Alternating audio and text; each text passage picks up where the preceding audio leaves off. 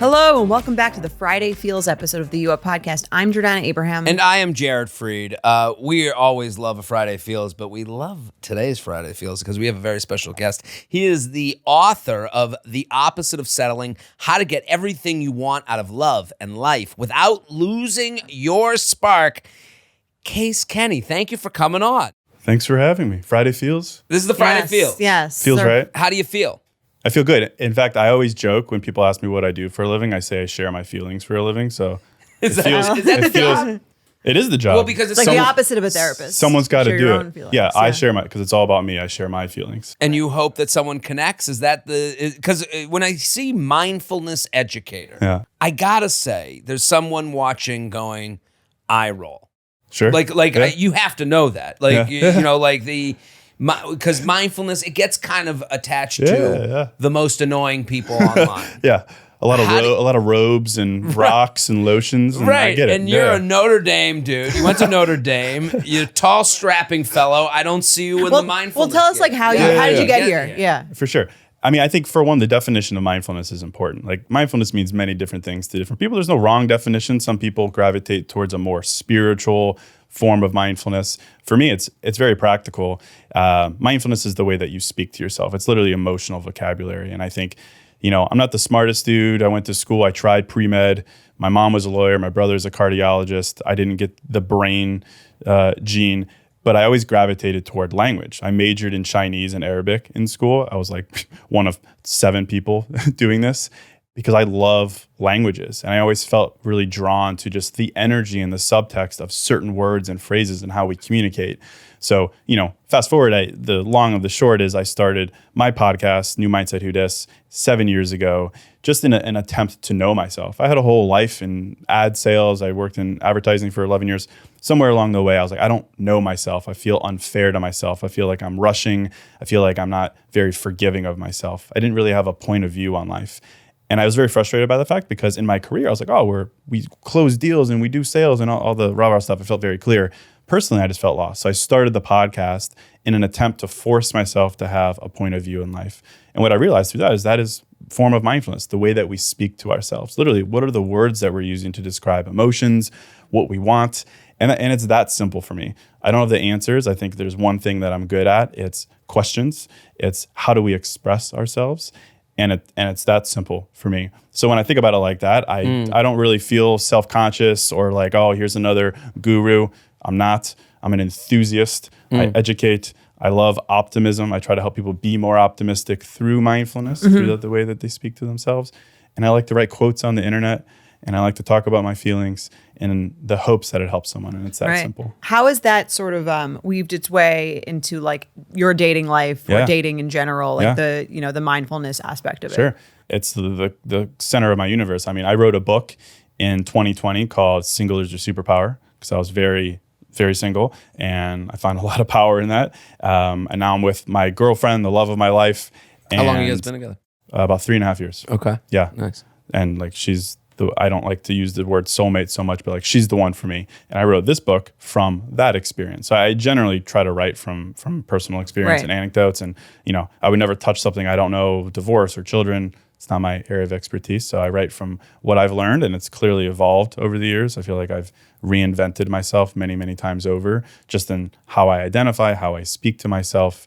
And, at the end of the day, it's like everything I do is a creative endeavor to better express myself and help other people feel seen in their lives and help them be more hopeful. And that's it. And I write books and I write things on the internet. And that's about it. It's funny because with mindfulness, it's funny when someone's like successful with something that I don't understand. And I'm like, we use the word practical right away. Like whenever we talk about mindfulness, you describe someone who's like into that stuff. You're like, oh, they're very woo-woo. That's kind of like the description we give. And woo-woo, we just like, it's a yada, yada, yada. It's a nothing. Yeah. You just go, a woo-woo, I get it. Yeah. But like, it is funny that you've taken, you've centered on the words angle of this and made it very, because I think that's what we do with dating. We're like, here's some like tangible things you can do. We can say, you're great and you're going to be wonderful, but you're talking about the words. Like, what's the difference? Like, what's the one thing someone can listen to this or watch on YouTube and go, here's a word I should be using more. Here's a perspective. Well, I'll give you one example that is like super, super practical. And it's more like rooted in psychology than it is spirituality. It's like the idea of loneliness, for instance. There was this study, I'm blanking on where I read it, maybe the APA or somewhere like that. But it was basically the way that we prime ourselves to experience a certain emotion based on how we name the emotion in the moment. And the example was these social researchers went to this university and divided these students into two groups. Each group, one by one, they would go into a room, they would do a task, and then afterwards the people would ask them some questions about their general well-being. The instructions differed between the two groups. The first group, they said, hey, you're going to go into this room one by one. You're going to be isolated in the room. You're going to do a task. Afterwards, we're going to ask you some questions. Second group, hey, you're going to go into this room. You're going to have some me time. You're going to do the task. Afterwards, we're going to ask you some questions. So they were priming them, isolation versus me time. And you can see where I'm going with it. Overwhelmingly so, the group that was told me time versus isolation showed general signs of better well-being, more positive attitudes, and joy towards life. Very, very simple, practical example. But that's the ethos of what I try to encourage people to do. Mm-hmm. Increase your emotional vocabulary so that we're not speaking to ourselves in unkind ways. And then I think most importantly, in like permanence. Like so many of the words that we use to describe where we are in life are like, it's permanent. This is the end stage, or it's laden with weight when it doesn't have to. So literally a lot of my work is just helping people learn new words, right, or use words that prescribe more movement. Can you give an example of how you in dating your words might help you or hinder you? Right. Like can I give an example to add on to that? Okay, Please. so I'm going on a first date. Yeah. I just showered. I'm like getting myself ready, getting dressed. What is the words I should be, for a date? For a date. Yeah. I'm going on a first as it relates date. to dating. Right. First date that night. Because I've had moments where I'm like getting ready for a date and I'm like looking in the mirror. I'm like, what are you doing? You've done this 1,000 times. What makes you think this is going to work? Yeah. You loser. You're never going to meet anyone. Right. You're never going to meet anyone. All of a sudden it's my mom like rises above me.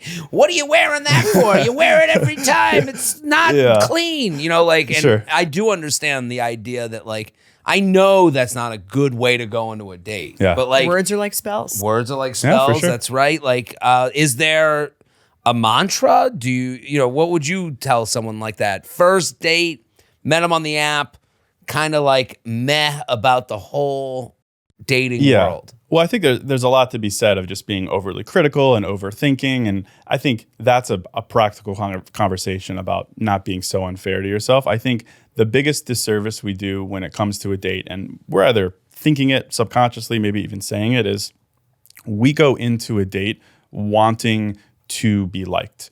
And of course, who doesn't want to be liked? But I generally think that's a bad motivation. The motivation should be not so much just to be liked, but to be seen. And those are like two very different energies. Like the whole reason I wrote the book and like speaking of words is like, I really don't like the phrase settle down. I think it has like we say it all the time, right? As it's a good thing. I want to settle down. When are you going to settle down? Settle down. Another one that I really don't like is like, I want to build a life with someone. And I think that you see it on the apps all the time. Yeah. And I just think of them like with like overalls on and like a hammer and just like literally it just brings this imagery. Build a home. Yeah. And of course, these are just words, right? We can't get lost in like being too prescriptive about it, but it's like the motivation should be to feel seen by your partner, and that the purpose of a relationship isn't to build a life together, it's to do a life together, because you've already built yourself as a person and you're dating from fullness. You're dating from fulfillment. You're not dating from needing completion. And these are somewhat cliche things that we hear all the time, right? It's you are whole. It's not two halves coming together. But I really think this is a powerful way to think about what you're looking for when it comes to that person. And are they making you feel more like yourself, or are they making you feel like you need to self-edit? And that's why I called it, how to get everything you want out of love and life without losing your spark. Is I think so often we hide that spark, maybe looking in the mirror and we're talking like, tone it down, like just be chill, whatever it may be, because we've obviously come up with this fear that it is going to filter out the right people for us. And for me, and I talk about it in a book, I talk about being cringe, I talk about weirdness, I talk about non-conforming traits that have been proven time and time again by research as being the thing that pulls in the right people, and most importantly, being the thing that builds a relationship stronger. So I always say that, like, your passion, your intenseness, your fashion sense, your sense of humor. It's a filter for the wrong people and a magnet for the right people. And that could be tough to hear sometimes, especially if you're just filtering out people after people. But I think for me, it's the most important way to think about a relationship. It is the purpose of a relationship is to amplify who you already are. Mm-hmm. It's not to complete you. It's not to help you build your dream life. Because if a relationship is, oh, now I can finally build my life, what does that mean you're doing in between? You're just twiddling your thumbs. So I think it's a shift back to yourself. I call it in the book, the first chapter, I call it out of town confidence, which maybe we're all familiar with. The idea like when you're in a new city, you just have a little bit more swag to you because you're not feeling so judged. You don't really know anyone there. The focus is on the experience. If someone else comes along, that's great, but you're complete and full by yourself. And I think that being the mentality helps you be kinder to yourself and sets you up to just be less rushed. Out of town confidence. Have you ever thought I've never about heard that? of that. Yeah, I've never heard of that before. Like that, Yeah, that's a first for me. I feel like you'd be big out of town confident people. No, new kid in town. But I do understand it. When you said it, it kind of like hit.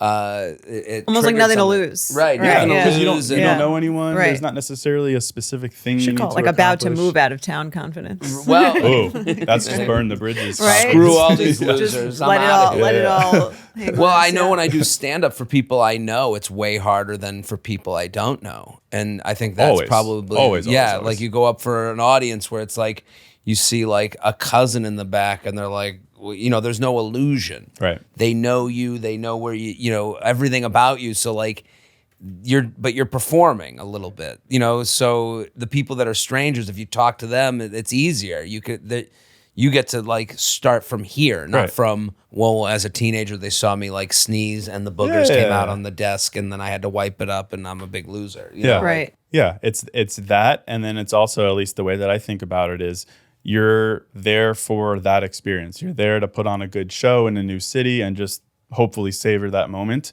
You're not so much concerned about that individual person liking you and that individual person liking you. So that's how I think about dating in a sense. Like another analogy that I used was, you know, the right person is like, not to diminish love, but the right person is like finding a fry at the bottom of a bag. You already ate the meal, you're full. The fry is nice, it's fantastic, but you were already full and complete prior to it. So just like another way to think about it. So you also say that you're like an optimism enthusiast. And I wanted to get your take on this because I think that we talk about on this show sort of like there's like a lot of the time you can fall into one end of the extreme in dating where you're either kind of like delusionally naive, right, and maybe more optimistic or like cynical and bitter. Yeah. And it's hard to kind of get to that healthy medium. So how do you suggest people like infuse more optimism into their dating life? Because especially when it feels like they've sort of been burned or they're kind of like, they're a little burnt out. Like, how do you maintain optimism in those cases? Especially without becoming naive. Right. Like, right. Yeah, right. you have to protect yourself. Absolutely.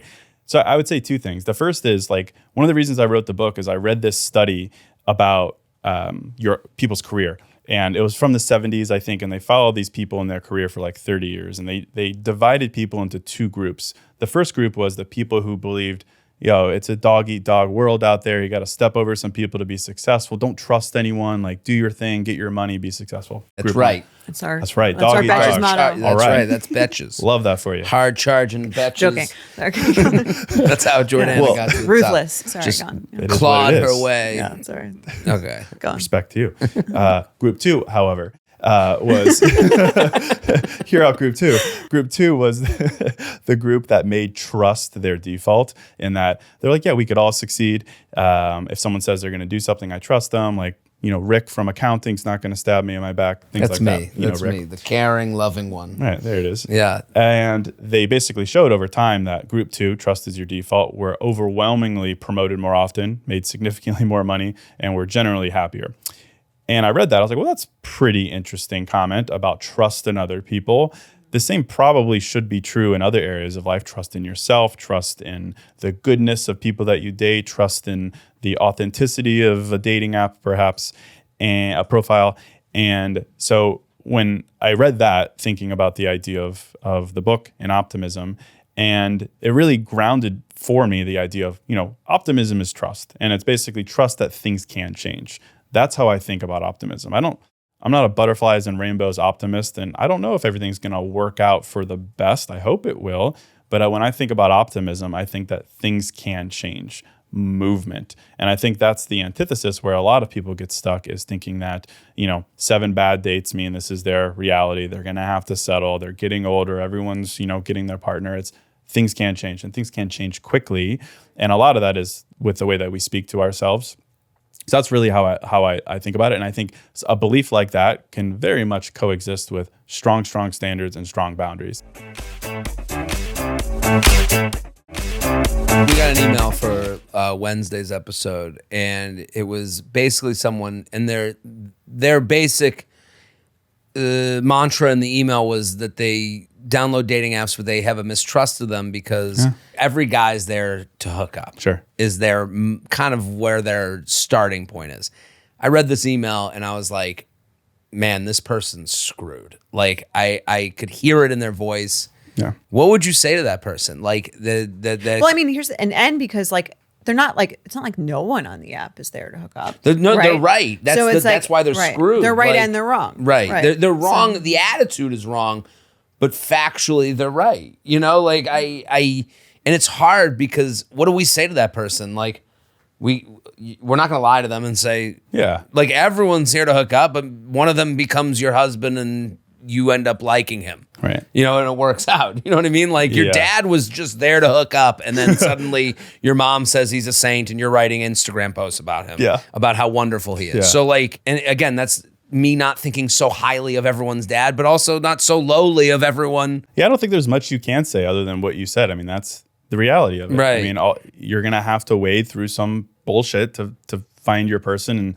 And, I think it's tough because I talk to a lot of people that are very guarded because they've had some very difficult experiences. That's the reality. And they're heavy and they're horrible and, they're frustrating. I'm like, oh my gosh, I got so lucky, right? Finding my partner without really trying, frankly. It was like one swipe on Hinge in Chicago. It's like, I got really lucky and we were just two people. Piece of shit. I know. I'm just going to rub that in. But are you lucky? Well, that's my question to you, is like, are you lucky, or is it a lot of the things that you talk about in this book that you're kind of doing and practicing that are, would you, if you didn't do those things, would those stars align? Is it about luck, or is it about getting in the right mindset and making yourself, happy without anyone? Like, is it like because I guess, is it a combination? I don't know. What do you think? I mean, I think sure, luck, randomness plays a role, but I mean, in my 20s, I was a pretty typical, I hate using the labels, but like avoidant attachment type fella. Like really saw even like not even like you as a person, but the purpose, a relationship is an existential threat to my independence. Independence being this thing that I very much identified by. But chapter 1 is about independence and how the true measure of a relationship should be how independent you're empowered to be. I talk about this thing called the dependency paradox, which is the idea in child rearing and upbringing that the closer a child feels with their caregiver, the more independent they're willing to be, right? Because they know that their mom has their back, they can take a step, fall, and it's all good because their mom or dad or caregiver will be there. And I remember reading that, being like, well, that's a beautiful thing. Shouldn't that be the same mentality in a relationship? That you have so much like healthy dependence, not codependence, healthy connection, that because of that, you should be empowered to be more independent. So like I really look at the health of a relationship through the lens of how independent are you willing to be and how independent are they willing to be? And to squash this weird internet beef where people are like, oh, he wants to play golf on his own, or she did this on her own. That means the relationship's falling apart. I really think it's a bad way to gauge a relationship from that perspective. A relationship should empower you to be more independent, because independence is your spark. That's the thing that you've worked so hard to create. So for me, back to myself in my 20s, overcoming that and being willing to pause within dating of my girlfriend. And we were like a slow relationship. Like we dated for a while before we're like, oh, this is good. But a willingness to let that in and not be that knee jerk, oh, this is going to threaten my independence. And I think that really helped me.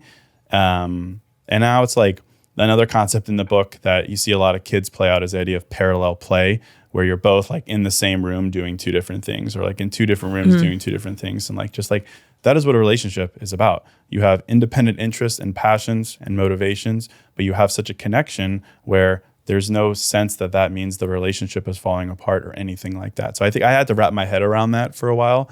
And at least in my relationship, it's proven that is a healthy element of it. So do you think it was like finding someone who was independent, or do you think it was kind of like you wrapping your head around the idea that you could be independent while in a relationship? Yeah, I think it was both. I mean, the first was like, and I talk about it in the book, talk about language, the difference between but and so, words wise. Like I have this friend, great guy, but he always leans on the idea of, well, this is who I am. Like I'm not the commitment type, or I really struggle with commitment, so I'm just going to keep swiping, versus I really struggle with commitment, but this person is willing, I'm willing to navigate it with this person, right? So it's a pushing back against inclination, which is why like I'm not a huge fan of like avoidant attachment or anxious attachment or secure attachment. Like these are things that just box us in, whereas these are inevitabilities. Like we're all going to feel avoidant or dismissive or anxious from time to time. To say that I am a certain way, so then it's like it's already written for us. So a lot of like the idea of mindfulness is prescribing more movement in the language.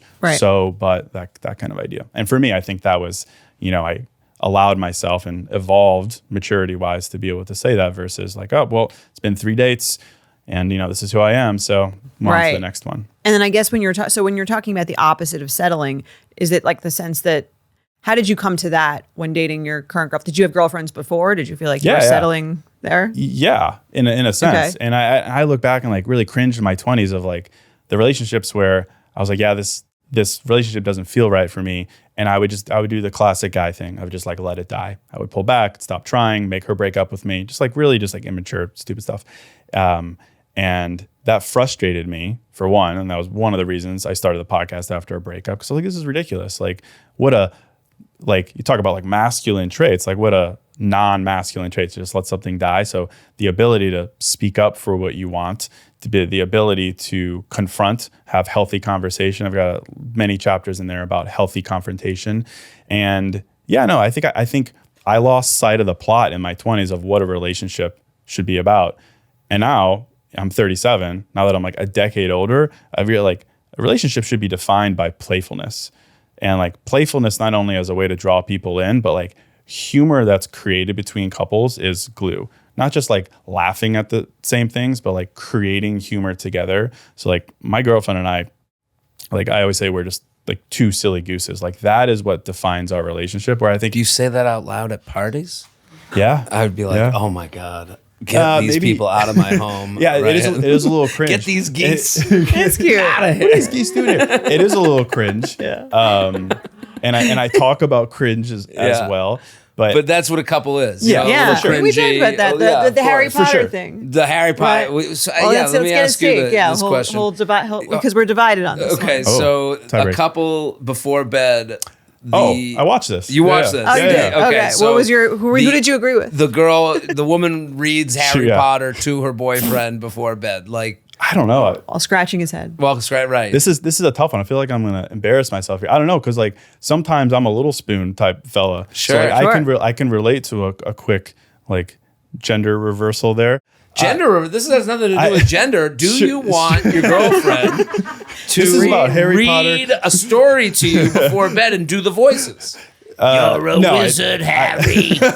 He said as he, Well, is that not two people being silly geese? Yeah, it's a couple of geese. I think that's a behind closed doors, don't tell anyone type activity. Right. Yeah.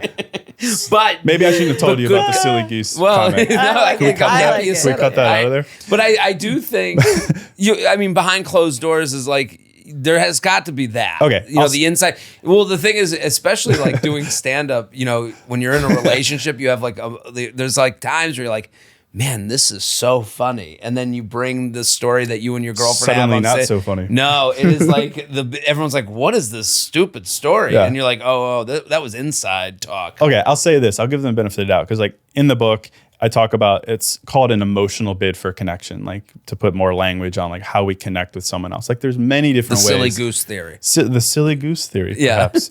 Feel free to roast me. It's okay. I love it. There's many ways that it's an emotional bid. It's a bid. It's, hey, I throw this thing at you. Do you throw it back? And we connect to each other. And there's many different ways we do that. Sometimes it's talking about our day. Sometimes it's being silly. Sometimes it's a back rub. It's physical.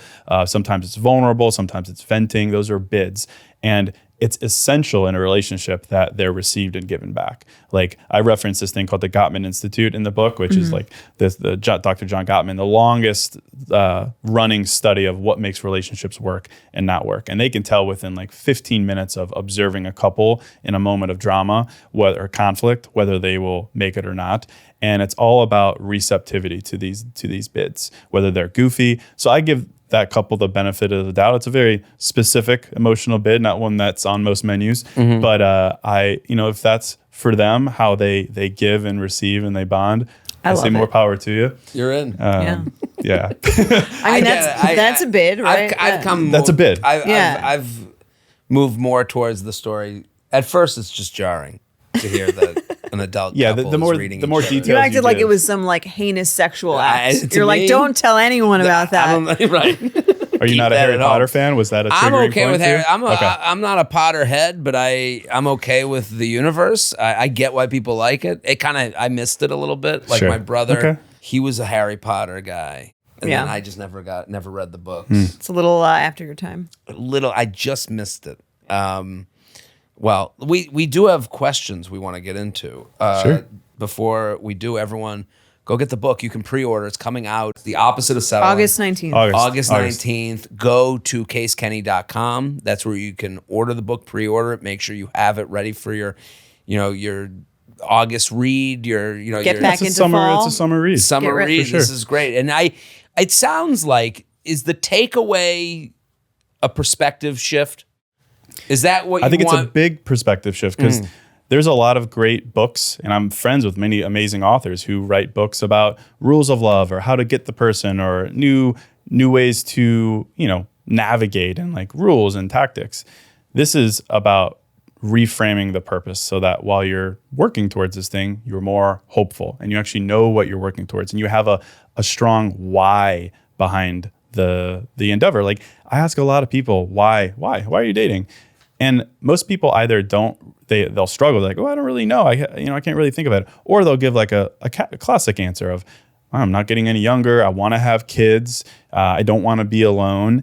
And I'm not so sure those are great sustainable answers. Right. So I really encourage people to think about strong why statements. I reference in the book the power of having a why statement. Like literally psychologically, the 1 minute blurb I would give you, it's pretty interesting. It was called, in the 70s, Dr. Ellen Langer, it was called the Xerox experiment, where this woman basically wanted to see if a Xerox, a copier for the younger folks. I'm familiar. Yeah, we're all That's great. the pre-Potter. It's for the younger folks, to make a physical copy of a piece of paper. She wanted to see if she could cut a line of people all waiting for a Xerox copier. And so she tried 3 different tactics to see if they would let her. The first is she just walked up and said, hey, can I use the copier? And actually 60% of people let her cut, which is pretty interesting anecdote about just asking and getting what you want in life. Going to try that at TSA. Sorry. Yeah. Good luck. Yeah. But it probably would work.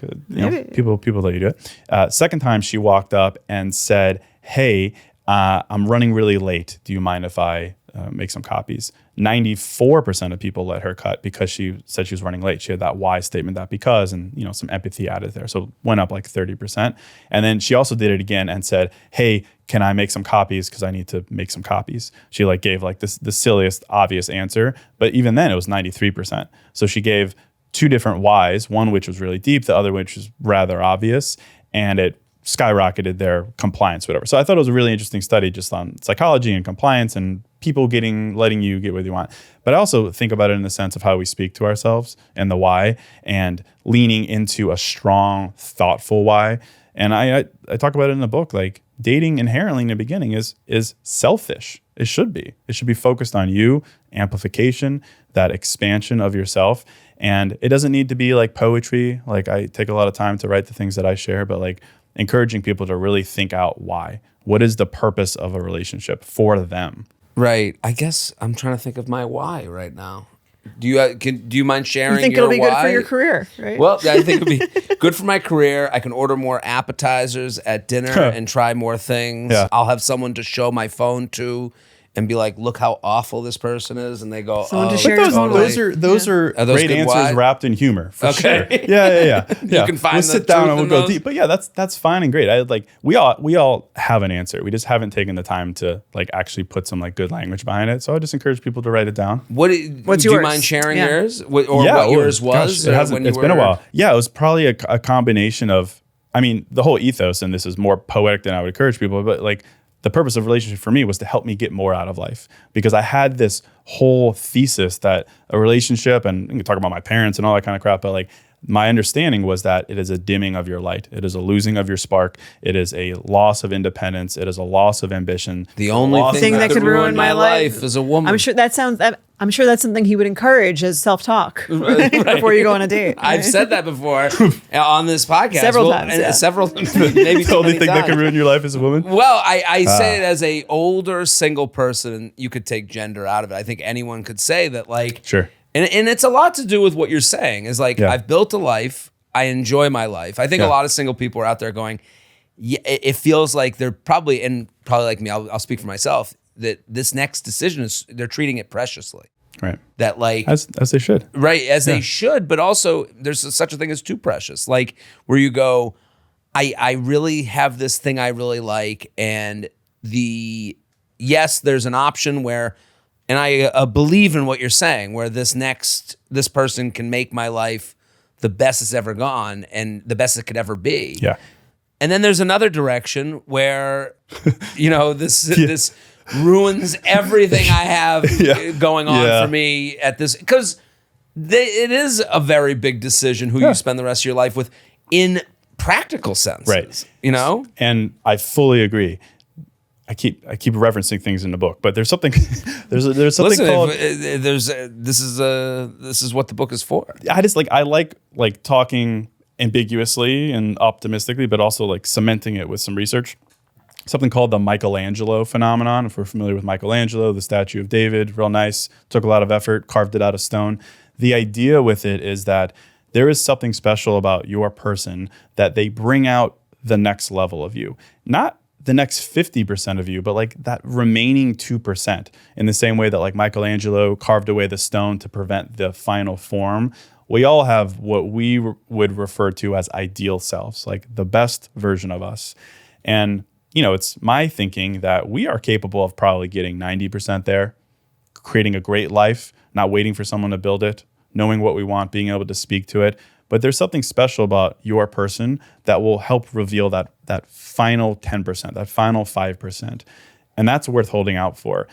But it's not as treacherous as if it's much more treacherous to let yourself think that your partner is going to bring out 50% of you. That is how someone could ruin your life. You're giving them all the power to give you happiness and fulfillment. I talk about in the book that like love doesn't offer fulfillment. Fulfillment offers love. Like you find your partner because you've created fulfillment for yourself. You know yourself, you draw on the right person through that. You're already at that 90%. So you're not giving away your existential power to someone to either give you the life you want or destroy your life. It's not that binary. So that's, I know, probably more in the weeds than you were referencing. No. But it's like absolutely someone can build you up or destroy you. But if you've already gotten yourself to that 90%, I mean, what are they going to do? Sometimes I feel like, I'm giving you these scenarios, my personal scenarios, because I think sometimes with mindfulness talk, we're talking about a hypothetical, and then we talk about, like, I feel like the turd in the punch bowl, when I'm bringing up like, well, because I agree with what you're saying. I agree with the mindset shift, and I'm like, but there is, like, I think the miserable one, me, is like turned into this like straw man hypothetical person that's never in the room with you, and so I hear what you're saying, and it's like, I do like the idea of like, the perspective shift. But it is nice to hear that someone who is an expert in this field is like, I hear you, that this is, I've been there and I understand where you're coming from. Yeah. I mean, I've changed my perspective a lot on life. And I think that's the sign of someone who is learning about life, is they are humble. And I'm not saying I'm the most humble person. I do like to talk about myself a fair amount, but like the humility in the face of the more you think, the more you get into your feelings, the more you realize you don't know. And that's a healthy place to be. Like if someone comes in here and is like, this is dating, this is what you deserve. I'm a little skeptical, because the reality is the more you learn, the more you realize how little control you have, how sideways things can go. Absolutely. And it's about having something next to that offers you just a little bit of movement, a little bit of hope. And that's simple. Right. So when you talk about settling, I think we get a lot of questions or people kind of like thinking about their own relationships. And you think about like, what is settling versus what is just like reprioritizing your what you're looking for or your values as you've gotten older. So like, I think you might, maybe when you're in your 20s or when you're younger, you want a lot of more superficial things, or you want, I mean, I get that, I guess that's subjective, but I think as people get older, I think there's this idea that if I change my height settings on Hinge, or if I date a guy who doesn't have the same lifestyle as me, am I settling just because I don't want to be alone, or am I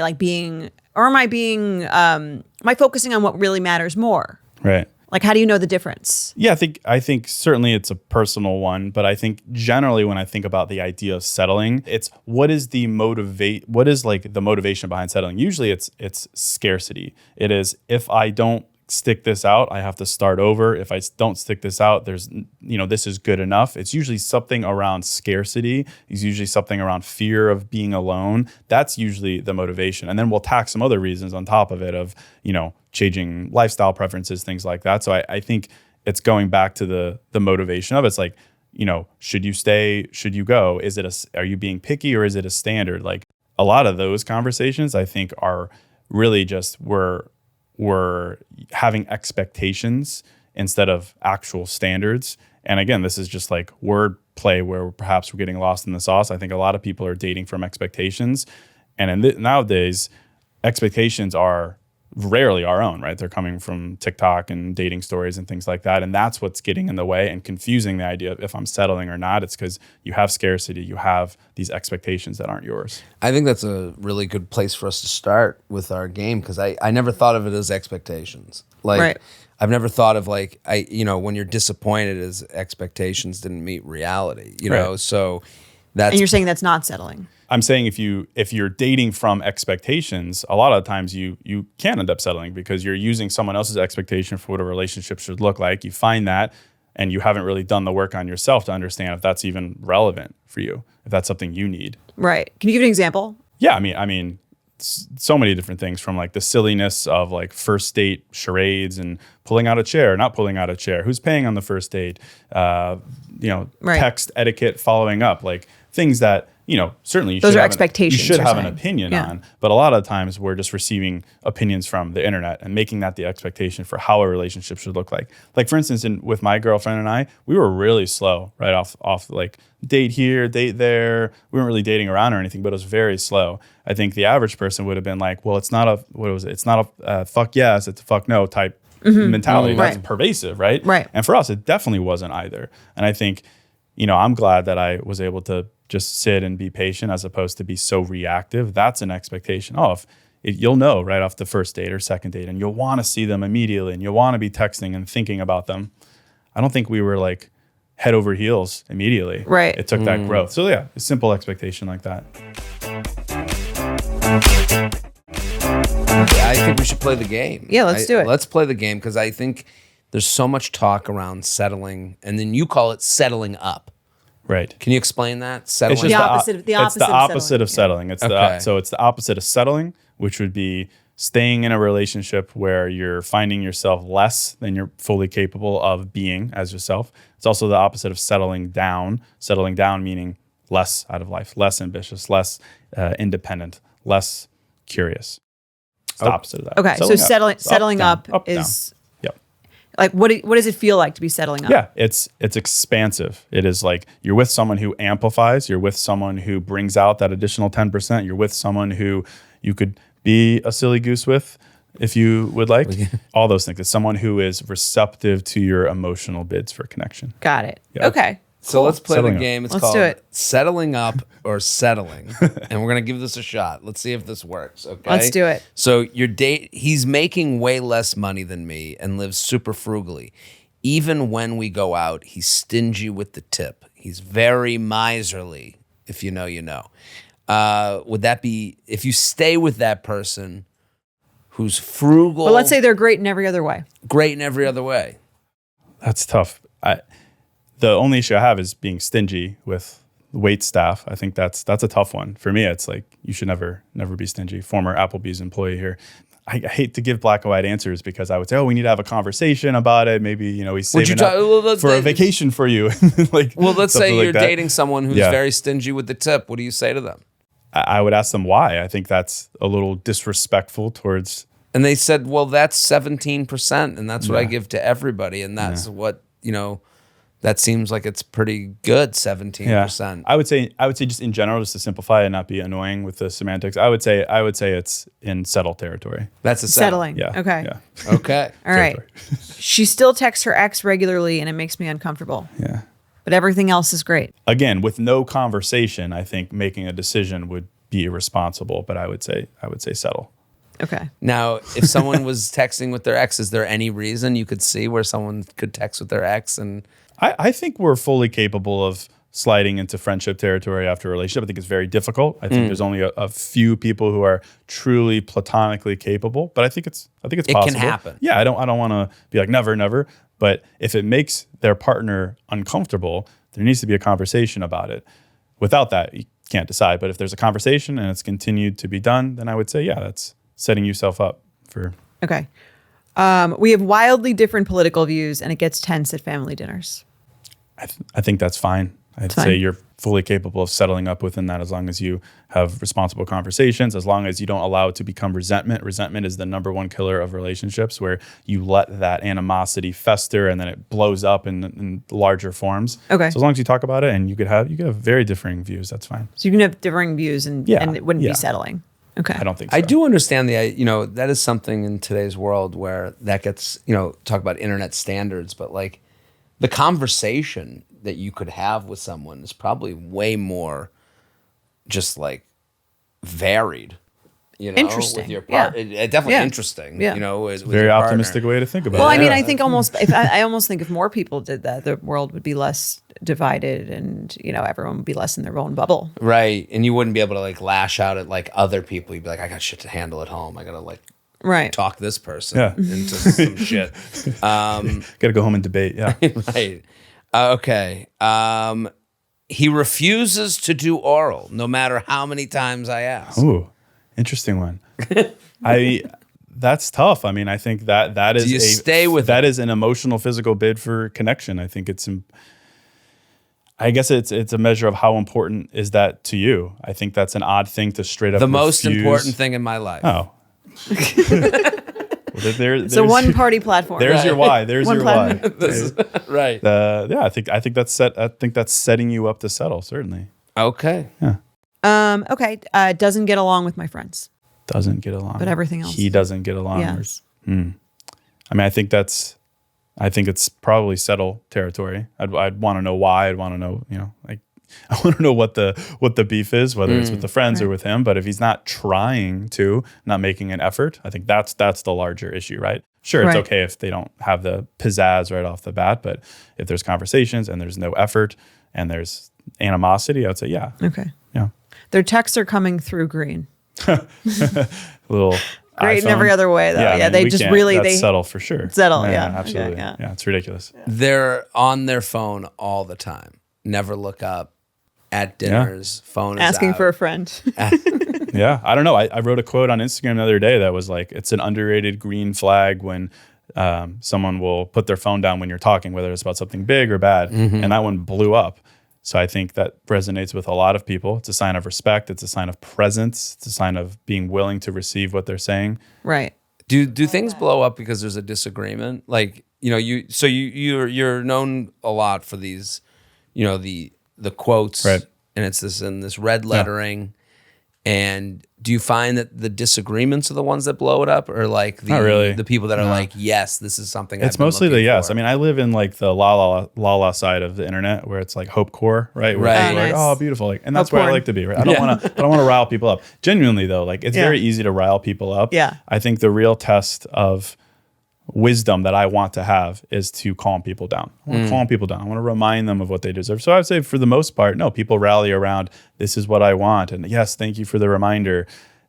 So yeah, it's generally not a whole lot of, but the internet's the internet. Sometimes I'll write like, you deserve someone who, you know, calms you down when you're upset, and people will be like, well, that's not their responsibility. Like, why would you, it just, the internet's the internet. Sometimes I see some responses to like something positive and you're like, wow, you're the most miserable person alive. Wow. Like you couldn't even take this fun thing and have fun with it. And you go, man, it is interesting to see there are those people out there. Like to me, like you're in this hope core and you're in this positivity corner of the internet. Yeah. But you also, I'm sure it must make you feel sad to see that people can't like, and it's, again, this is the hard part about the internet is that you have to like say this is a small percentage of people, but it's a loud percentage. Yeah. Like, does that affect you at all to see that like, you're like, hey, someone who is mindful about what they do with their phone during a conversation is really great. And then someone's like, I've never met someone ever who's ever looked up from their phone for me.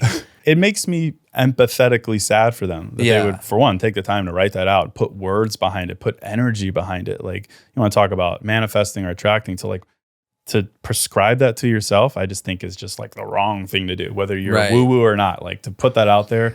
But you can't even write back to them, I'm sure. I don't there's nothing to say. I don't. They're perfect in every way, but they comment on celebrity Instagram posts. Yeah, what would you do? And settle up or settle. They've got one-sided beef with a lot of the internet. Yeah. I would say or honestly positive, even if like they're commenting on like as if they're parasocially friends. Like I would applaud them for being open and honest, but I think it's a strange thing to do, to allow yourself to work up animosity for someone you don't know. I think is a bad indication of what they're capable of doing with someone they do know. So I would say what if it's positive? Oh, I think congratulations, Justin and Haley. Oh. Like, I'm so excited. I kind of need that to make a living. So I you like it? Yeah, yeah, just a little bit. Okay, yeah, I like it. What was it like when Oprah shares something you did? Oh, like, it's really cool. I mean, did you? I mean, like that moment. Where were you? Oprah. You know, like there's a thought of like, or did it was like that's cool. You'd be like amazing, but you'd be surprised how little some of that matters. Like I remember Selena Gomez shared one of mine. She's got like 200 million followers. Like, I was like, all right, here we go, cash and checks. And like nothing really happened. Right. And that's fine.